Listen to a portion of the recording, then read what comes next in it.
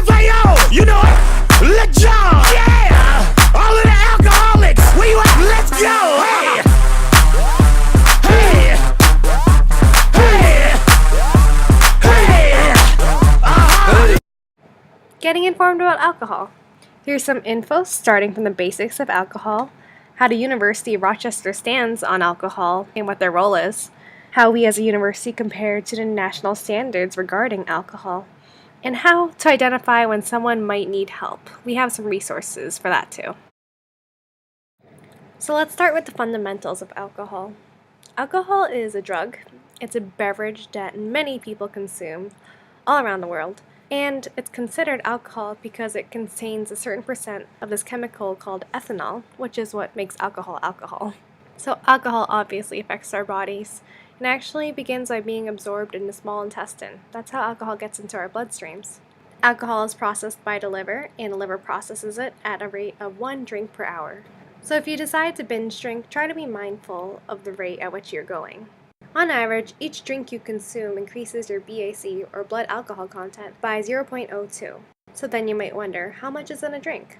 Considering the standard beverages, a single drink is either a 12 ounce of beer, that's like your standard soda can or beer can, 5 ounces of wine, or 1.5 ounces of hard liquor. Many people won't feel impairment until after 3 or 4 drinks. But remember, not everyone is the same. This is more a matter of our weight, not our race or gender. Our body mass does, however, affect how much we can tolerate. So how can you estimate what someone's blood alcohol content might be? Well, people start showing signs of being tipsy at 0.06.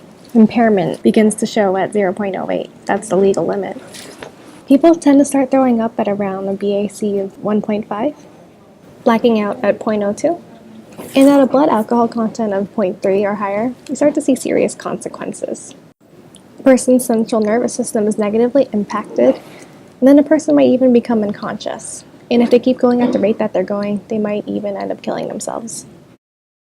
Harm reduction is a set of practical strategies and ideas aimed at reducing negative consequences associated with drug use. Harm reduction is also a movement for social justice built on a belief in and respect for the rights of people who use drugs. The University of Rochester follows the principles of harm reduction in order for students to learn from the mistakes they have committed when it comes to alcohol and other drug abuse. The goal of harm reduction in the U of R is not to get rid of drinking in its totality, but to reduce the harm it causes towards others in our community. It also serves to promote a more positive social and learning environment.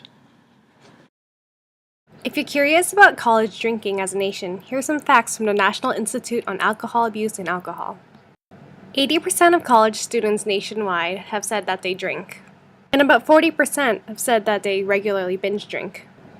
Binge drinking is known as having 4 to 5 drinks in one sitting, and while this seems very common and accepted amongst college students, binge drinking has been connected to a lot of serious and unfortunate consequences.